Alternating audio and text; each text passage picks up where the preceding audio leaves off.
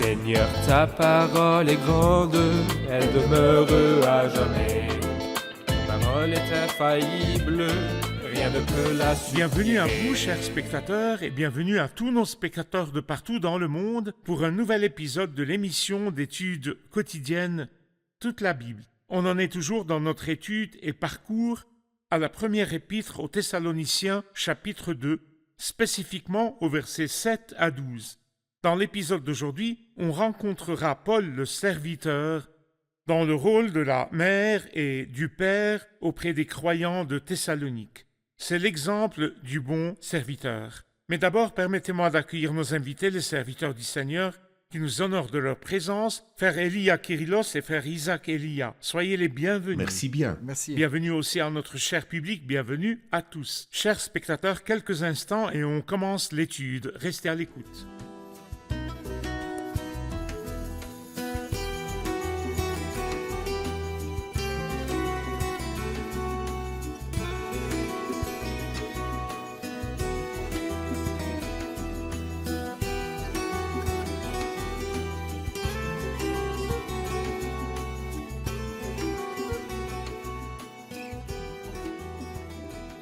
Frère Isaac, permettez-moi de lire les versets 7 à 12 et vous revenir avec une question. Paul, à partir du verset 7, dit « Mais nous avons été pleins de bienveillance au milieu de vous, de même qu'une mère prend un tendre soin de ses enfants. Nous aurions voulu, dans notre vive affection pour vous, non seulement vous donner l'évangile de Dieu, mais encore notre propre vie, tant vous nous étiez devenus chers. » Vous vous rappelez, frères et sœurs, notre peine et notre fatigue. C'est en travaillant nuit et jour pour n'être à la charge d'aucun d'entre vous que nous vous avons prêché l'évangile de Dieu. Vous en êtes témoins, et Dieu l'est aussi. Nous nous sommes comportés envers vous qui croyez d'une manière sainte, juste et irréprochable. Vous savez aussi que nous avons été pour chacun de vous ce qu'un père est pour ses enfants. Nous vous avons encouragé, réconforté, supplié de marcher d'une manière digne de Dieu, qui vous appelle à son royaume et à sa gloire. Le verset 7 parle du rôle de Paul auprès des croyants de Thessalonique comme une tendre mère pour ses enfants. Que voyez-vous dans cette image, frère Isaac? En fait, je vois une image parmi une série de belles images. Dans les versets du 1 au 12 du chapitre 2 qui est devant nous, probablement 8 images du serviteur. On a vu dans l'épisode précédent 2 images, celle du voyageur souffrant. Il souffre à Philippe, puis atteint Thessalonique. On l'a vu aussi comme une personne honnête, chargée de l'évangile et agissant loyalement. La troisième de ces 8 images, c'est la tendre mère. En fait, je suis content de la précision de la Bible. Elle dit de même qu'une mère prend un tendre soin de ses enfants, et non pas en tant qu'une mère. Pourquoi? Car les croyants ne naissent pas des serviteurs, ni de l'Église. Mais Pierre dit, vous êtes nés de nouveau non pas d'une semence corruptible, mais d'une semence incorruptible grâce à la parole vivante et permanente de Dieu. Donc, moi, comme croyant, je suis né de la parole de Dieu. Mais l'apôtre Paul dit ici, j'étais comme la tendre mère au milieu de vous. Et c'est une belle expression. Aucune mère allaitante ne traite ses petits durement. Il dit dans notre vive affection. Il sait que ce sont de petits croyants. Ici, on voit l'esprit du bon pasteur qui veille sur les petits. Les jeunes croyants, nés à la fois depuis quelques mois. En langage familier, leurs os sont encore tendres. Ils ne peuvent supporter de dures paroles ou une sévère réprimande. Et c'est ce que fait la tendre maman. Mais aussi cette maman veille toute la nuit. Elle est toujours et à tout instant disponible quand le bébé pleure, réclamant sa nourriture. La troisième chose, c'est que la mère allaitante offre le lait. Et les croyants nouveau-nés ont besoin, pour grandir, de ce pur lait spirituel qu'est la parole de Dieu. Et la mère allaitante se donne elle-même. Et c'est ce qu'il affirme, disant, plein de bienveillance au milieu de vous. Nous aurions voulu, dans notre vive affection pour vous, non seulement vous donner l'évangile de Dieu, bien que ce soit plus qu'assez s'il le fait, mais encore notre propre vie. Donc il se consume entièrement pour ce qu'il sert. Il est prêt à se donner, et non seulement donner de ce qu'il possède, non seulement ce qu'il a, tout ce qu'il a, mais encore se donner lui-même, l'image typique du serviteur modèle imitant le Christ qui ne donna pas de ce qu'il a, ni tout ce qu'il a, mais se donnant Et ce lui-même. qui caractérise l'allaitante, c'est le fait de donner et non recevoir. Exact. Se rappeler les paroles du Seigneur Jésus qui a dit « Il y a plus de bonheur à donner qu'à Donner. recevoir. Donner plus que recevoir. » Frère Elia, les versets 8 et 9 décrivent son désir et ses sentiments pour eux. Nous aurions voulu, dans notre vive affection pour vous, non seulement vous donner l'évangile de Dieu, mais encore notre propre vie, tant vous nous étiez devenus chers. Vous vous rappelez, frères et sœurs, notre peine et notre fatigue, c'est en travaillant nuit et jour pour n'être à la charge d'aucun d'entre vous. Qu'est-ce que ces versets nous disent? L'apôtre, après avoir parlé des 7 traits négatifs qu'il n'avait pas en tant que serviteur, il dit « Notre prédication ne repose ni sur l'erreur, ni sur des motifs impurs, ni sur la ruse. » Il va commencer à détailler les 9 qualités positives que tout serviteur doit avoir et que Paul avait personnellement. Parfait. La plus fameuse de ces qualités positives est notre vive affection. Et elle parle des sentiments d'amour. Ces sentiments de tendre compassion que le vrai serviteur doit avoir. Ce dernier n'est pas conférencier, il n'est ni employé, ni fonctionnaire, mais une personne pleine de sentiments d'amour et d'affection, pleine de son maître. Il doit aimer les âmes comme Christ a aimé l'Église et s'est donné pour elle. Ce qui distingue l'allaitante, c'est la tendresse. Quand les 2 femmes se tinrent devant le roi Salomon, se disputant le garçon, c'est le fils de laquelle d'entre nous? Salomon ordonna d'apporter une épée, et quoi? Le couper en 2. La femme, qui était la vraie mère de ce garçon, hurla, suppliant « Non, ne le faites pas !» La Bible utilise une belle phrase, elle fut remplie de compassion. Le serviteur est plein de tendresse. Il est plein de compassion envers le souffrant, celui qui s'absente des réunions, quiconque trébuche ou souffre d'ennuis financiers. Le serviteur doit en C'est réalité vrai. être rempli de larmes. Une fois, Paul avait dit dans Acte 20, « Avertir avec larmes chacun de vous. » Non seulement la tendresse par de belles phrases et des sentiments, mais aussi par le don de soi. Le serviteur n'aime pas seulement en sentiments et en larmes, même si c'est merveilleux, mais il dit « Nous aurions voulu non seulement vous donner l'évangile de Dieu, mais encore notre propre vie. » Il imite son maître, celui dont la Bible dit « Il a donné sa vie pour nous. » Par conséquent, nous aussi, nous devons donner nos vies pour nos frères. Donc, il se distingue par sa tendresse et sa vive compassion, sa tendre miséricorde, et aussi par ses dons pratiques. Il dépense encore et encore. Il paie de sa poche. Il monte au 8e étage, à pied, et visite le coin le plus lointain, dans la chaleur ou le froid. Donc, que Dieu nous aide pour être de tels Et serviteurs. c'est ça le service. Ça, c'est le service. Sinon, ce ne serait pas un. Parfait. Une courte pause et on poursuit notre discussion. Chers spectateurs, on se retrouve après la pause. Restez branchés. L'apôtre Paul écrit aux croyants de Thessalonique en disant « Vous vous rappelez, frères et sœurs, notre peine et notre fatigue. C'est en travaillant nuit et jour, pour n'être à la charge d'aucun d'entre vous, que nous vous avons prêché l'évangile de Dieu. Notre peine et notre fatigue, en travaillant nuit et jour. C'est ce que fait la maman. Le vieux proverbe dit « L'homme travaille du lever jusqu'au coucher du soleil, mais la femme ou la mère travaille à jamais. » La maman ne travaille pas pour un salaire. Et dans ce verset, l'apôtre Paul dit qu'il ne sert pas pour être rémunéré, qu'il n'appartient à aucune union ou syndicat professionnel. Chers amis, avez-vous jamais entendu parler d'un syndicat pour les mamans réclamant que la mère travaille 8 heures par jour? Non, les mères travaillent nuit et jour pour leur foyer et leurs enfants. Nous revoilà, chers spectateurs, pour poursuivre l'étude de 1 Thessaloniciens, chapitre 2. Frère Isaac, à la fin du verset 9, il parle de son intégrité au service, puisqu'il ne veut être à la charge de personne. J'aimerais savoir le rôle de l'intégrité dans l'efficacité du service. Comment un serviteur intègre peut-il être efficace? Si on dit simplement que le mot intégrité ou intègre signifie quelqu'un de satisfait, je crois que tout ce que Dieu appelle au service, de n'importe quelle façon, frère Ayad, sont des gens satisfaits et ne convoitent rien. Et le Seigneur a toujours choisi des gens efficaces.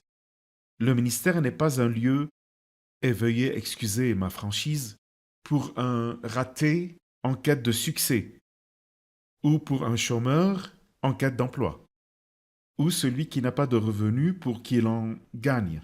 En fait, tout ce discours n'a rien de vrai, ni dans l'Ancien, ni dans le Nouveau C'est Testament. vrai. Et les honorables disciples et apôtres du Christ et les serviteurs du Seigneur qu'on voit dans les 2 testaments de la Bible étaient tous des gens respectables, et même le contraire de ce que j'ai dit. Par exemple, Moïse avait toute la gloire de l'Égypte. Mais c'est par la foi que Moïse, devenu grand, a refusé d'être appelé fils de la fille du Pharaon. Il occupait une position exceptionnelle, mais il les sacrifia rien que pour servir le Seigneur. Et comme vous venez de le mentionner, les traits du vrai serviteur, c'est qu'il sera humilié, qu'il passera par mou et par veau. Franchement, le serviteur est supposé avoir une intégrité financière, psychique et morale dans tous ses actes. C'est une personne satisfaite. Donc l'honnête serviteur suit le principe du Christ. Il y a plus de bonheur à donner qu'à recevoir. Il donne sans recevoir.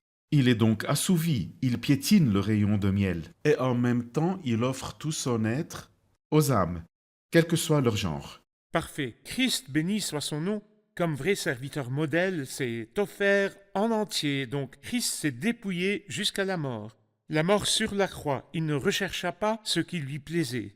Christ s'est humilié et s'est donné. Il ne s'est pas regardé comme égal à rechercha pas ce Dieu. qui lui L'amour ne plaisait. cherche pas son intérêt. Donc, le serviteur doit imiter le Christ qui est le serviteur exemplaire. Le public a sûrement une question à poser. Comme on vient de voir, le serviteur doit avoir un cœur tendre et compatissant envers ceux qu'il sert. Mais actuellement, dans plusieurs réunions, surtout celles des jeunes, on voit que plusieurs agissent, même dans leur façon de s'habiller ou parler, en enfants du monde. Mais on nous dit, ne soyez pas durs avec eux pour qu'ils n'abandonnent pas l'Église, donc allez petit à petit avec eux, et ils s'affaiblissent, et l'Église s'affaiblit avec eux. Alors, quel est le bon degré de tendresse et compassion chez le serviteur pour former une génération saine? En effet, c'est une question vitale. Bon, s'il y a la tendresse, la compassion et l'intérêt, quelle est la ligne rouge avant d'en arriver à la gâterie qui gâche tout? Je pense que Paul se décrit comme la tendre mère. Alors imagine si cette mère décidait de faire les 4 volontés de ses petits bébés. Par exemple, le petit veut jouer avec le feu ou le serpent, et elle, dans sa vive affection, dirait qu'il fasse ce qu'il veut. Elle l'égarera, il ira à sa perte. C'est vrai. L'amour ne veut pas dire voir le danger menacer quelqu'un et me taire. Absolument. Donc, il est beau que le serviteur ou l'enseignant de l'école du dimanche, ou autre, etc., soit tendre et compatissant, mais en même temps, qu'il les sauve du danger ou du mal. L'apôtre Paul était tendre jusqu'aux larmes. Il servait, mais quand il partit en Galatie, écrivant aux Galates, il dit « Malgré les prétendus frères qui s'étaient furtivement glissés parmi nous pour épier la liberté que nous avons, avec l'intention de nous asservir, nous ne leur avons pas cédé un seul instant. Et quand il vit Pierre flatter les gens aux dépens de la vérité, et avec lui les autres, il dit « Je me suis ouvertement opposé à lui parce qu'il était condamnable. Le Seigneur me donne la sagesse comme serviteur pour aimer et avoir pitié, mais pas de compromis sur le droit du Christ et la vérité de l'Évangile. » Très bien. Donc Parfait. on peut dire, frère Elia, pour compléter la question de notre sœur ici, que c'est matière à problème. Dans l'orientation des jeunes, il y a 2 points, justement. Et dans l'aspect extérieur aussi, il y a problème. Donc je souhaite que chaque frère ou sœur responsable des réunions des plus jeunes applique d'abord le principe « connais bien chacune de tes brebis. Sont-elles vraiment nées de Dieu ? Si elles ne le sont pas, donc plus besoin de discuter vêtements ou apparence. Ce n'est pas notre point. Ils doivent d'abord connaître le Seigneur. Et numéro 2, s'ils sont vraiment nés de Dieu, ils ont besoin de voir un modèle réussi. Et ici, le rôle de la mère envers ses enfants, c'est qu'elle soit sage, comme vous l'avez cité. La sagesse est requise. Pas de compromis aux dépens du juste droit. Et parallèlement, ne pas Très bien. agir d'une façon trop dure. Très bien. Sinon, il fuirait le Christ Très ou bien. l'Église. On dit de l'homme qui ressemble à un arbre planté près d'un cours d'eau, il donne son fruit en sa saison. Psaume 1. Correct. Le fruit en sa saison. Christ réprimandait celui qui le mérite et compatissait avec celui qui le mérite. Aux scribes et pharisiens, il disait « Malheur à vous ». Et Christ se penchait tendrement sur le faible et l'accablait. Quand pouvons-nous le faire? Quand on jouit de l'esprit et spiritualité du Christ? Frère Elia, le verset 10 comporte des termes qui ont besoin de commentaires si vous permettez. Je passe au verset 10. Vous en êtes témoins et Dieu l'est aussi. Nous nous sommes comportés d'une manière sainte, et je souligne le mot sainte, juste et irréprochable envers vous qui croyez. J'aimerais m'arrêter au mot sainte, juste et irréprochable, et la prédication, donc les paroles, encouragements et les choses positives dans ces versets. Comment affectent-ils la crédibilité du ministère? L'apôtre Paul, en cette partie, nous parle de sa vie personnelle. Et il parlera aussi de son service et encore sa conduite. Il emploie quelques termes pour détailler son travail, sa conduite, sa prédication et son ministère. Vous avez mentionné des mots sur quoi on peut se concentrer comme pureté. Et le mot pur nous parle de piété. Ou en d'autres termes, elle parle de la crainte du Seigneur. Donc, le ministère de Paul se distingue par la crainte du Seigneur. Il considérait le Seigneur plus qu'il ne considérait les gens. Non seulement avec pureté, mais avec droiture aussi. Droiture, donc, et justice dans sa conduite avec les autres, si bien qu'il exhorte Timothée, son fils bien-aimé Timothée, dans l'Église de Dieu. Au chapitre 5, il l'exhorte à encourager celles qui sont jeunes comme des sœurs en toute pureté. Donc, d'abord la sainte piété dans sa relation avec Dieu et la justice dans sa relation avec son entourage. Et non seulement cela, mais il dit d'une manière irréprochable envers vous. En notre intérieur, il n'y a aucun blâme ou moindre défaut qui entrave le ministère. Puis il dit, nous vous avons encouragé, réconforté. Donc, d'abord, il s'est conduit, puis il a servi et exhorté. Et le Seigneur, après avoir lavé les pieds de ses disciples, conclut par cette belle phrase, « Si vous savez cela, vous êtes heureux pourvu que vous le mettiez en pratique. » Dans Matthieu 5, il dit « Celui qui les mettra en pratique et les enseignera aux autres sera appelé grand dans le royaume des cieux. » J'aimerais savoir votre opinion sur l'expression citée au verset 10 et 5. Le verset 10 lit « Vous en êtes témoins et Dieu l'est aussi ». Le verset 5 lit « Jamais nous n'avons eu le soif de posséder pour mobile témoin ». C'est comme s'il faisait témoigner Dieu ou se tenait en sa présence sous son regard. J'aimerais aussi un enseignement et commentaire sur le serviteur qui se tient toujours sous le regard de Dieu et en sa présence. C'est beau que le serviteur puise son témoignage de Dieu en premier. Celui qui me juge, c'est le Seigneur. Je ne cherche pas à évaluer mon service en demandant l'avis des autres. Que penses-tu de mon service aujourd'hui? Ça t'a plu? Serais-je applaudi? Pour Paul, le seul vrai juge est Dieu. C'est pourquoi il dit « Dieu en est témoin ». Ce n'est pas tout, puisque même dans sa vie pratique, Dieu témoignait pour lui. Il leur dit aussi « Ce que j'ai vécu, vous le voyez, mes amis ». Comme il dit aux Actes 20, s'adressant aux frères et anciens d'Éphèse, « En tout, je vous ai montré Dieu ». C'est beau que le serviteur reçoive dans sa chambre d'abord le témoignage du Seigneur disant « Tu m'es agréable ». Et les gens aussi voient chez lui la conduite agréable, comme le dit le joli cantique « Voit-il Jésus en toi ?» Peut-être aussi quand il dit au verset 5 « Nous n'avons eu la soif de posséder pour mobile ». Posséder pour mobile est une chose intérieure qui ne transparaît pas à l'extérieur, un motif secret. Donc il dit Dieu en est témoin, Dieu voit ce qui est caché. Mais si on passe au verset 10, il parle de conduite pratique. En fait, c'est par inspiration qu'il écrit « Vous en êtes témoin et Dieu l'est aussi ». Parfait. Vous en êtes témoin au niveau pratique. Car quelqu'un pourrait dire « Le plus important, c'est ma conscience envers Dieu ». Eh bien, non. Montre-le-nous. Parfait. On veut voir. Dieu, en tant que témoin, voit les motifs et les autres voient aussi ce qui est apparent, témoins. la conduite. Frère Isaac, au verset 11, après avoir indiqué dans les premières parties du chapitre son rôle comme tendre mère, il dit qu'il enseignait ou prêchait chacun d'eux comme un père pour ses enfants. Ce rôle de père auprès des croyants de Thessalonique, qui voyez-vous? J'y vois l'orientation. Lors d'une intervention ou question dans cet épisode, on avait parlé de la nécessité d'équilibrer entre tendresse et discipline et rigueur. Donc ici, il souligne l'importance du père. Le rôle du père est d'encourager ses enfants. En grec, le terme père signifie soutien, aide et encouragement. En effet, Dieu a voulu que les enfants aient normalement un papa et une maman. Tout d'abord, nous avons la tendre mère qui allait, puis vient le rôle du père qui guide, enseigne et avertit. Et en vérité, les enfants apprennent toujours de leur père. Avant d'apprendre de ses paroles, ils apprennent de sa conduite. Et ainsi, il devient leur exemple et modèle.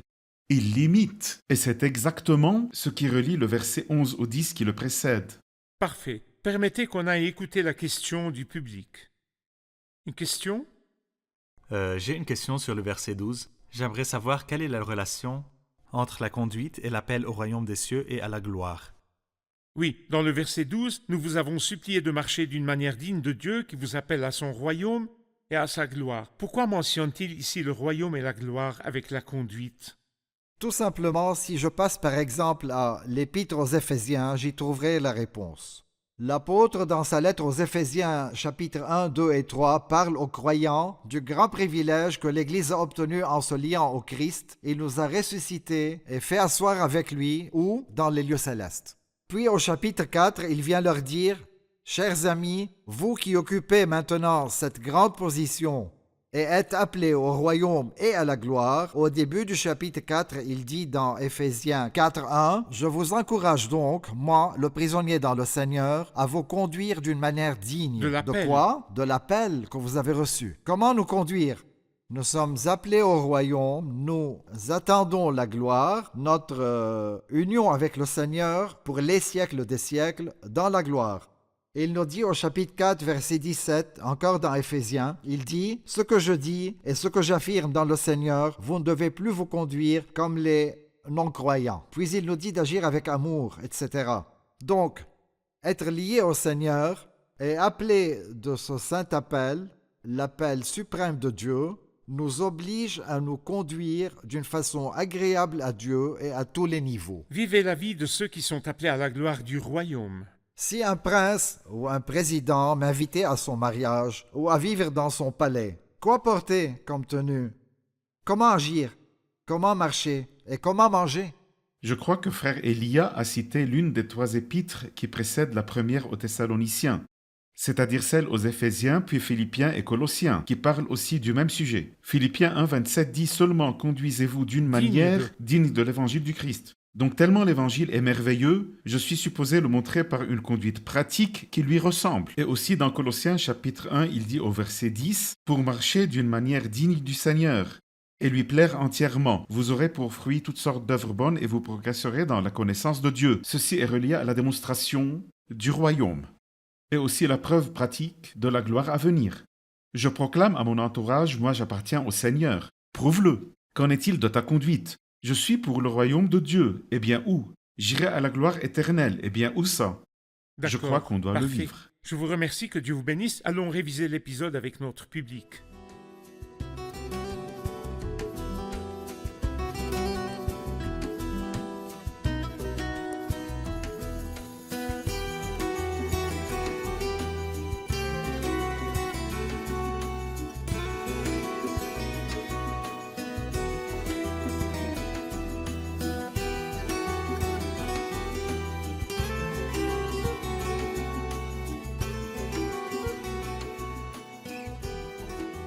Soyez les bienvenus. Paul parle de son ministère chez les croyants de Thessalonique, montrant son rôle comme tendre mère. Quelqu'un pourrait me rappeler que faisait-il dans ce rôle? Selon le texte du chapitre 2, il explique ce qu'est la tendre mère au verset 8. Nous aurions voulu, dans notre vive affection pour vous, non seulement vous donner l'évangile de Dieu, mais encore notre propre vie. Il parle de la tendresse de cette mère. Et qu'il veut leur donner non seulement l'évangile de Dieu, mais aussi sa propre vie. Et comme le disait frère Elia, c'est que le serviteur n'est pas un conférencier, mais un bon pasteur qui veille sur sa paroisse. Très bien. Et aussi, il décrit son rôle de père envers eux. Quel est ce rôle? Que faisait-il comme père? On a vu que la tendresse de la mère est requise dans les relations avec les jeunes croyants, mais en parallèle, l'orientation, le conseil et l'avertissement sont requis tout autant pour guider équilibrer le tout. Son rôle de père, c'était guider. Mais son rôle de tendre mère consistait à s'offrir pour eux sans retenue ni limite. Qu'en pensez-vous? Parfait. Parfait? Bien. Amen. Amen. J'ai une dernière question et c'était votre dernière question pour aujourd'hui. Quel est le lien avec marcher d'une manière digne de Dieu qui vous appelle à son royaume et à sa gloire? Donc, que signifie marcher selon l'appel au royaume et à la gloire? En tant que vrai croyant, je vis ici sur terre comme ambassadeur pour Christ, donc je dois faire attention à mes faits et mes gestes et ma vie, et examiner de près mes faits et gestes dans ma conduite comme croyant, car c'est ce qui m'apprête pour l'endroit où je vais, donc au ciel. Je dois au moins faire attention à mes faits et gestes dans la vie. Donc vivre une vie digne de l'appel au royaume et à la gloire. Qu'en pensez-vous? Parfait? Parfait. Parfait. Merci bien, que Dieu vous bénisse. Merci serviteur du Seigneur. On poursuit dans le prochain épisode.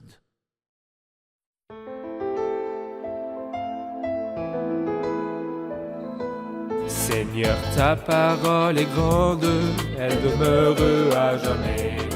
Ta parole est infaillible, rien ne peut la supprimer.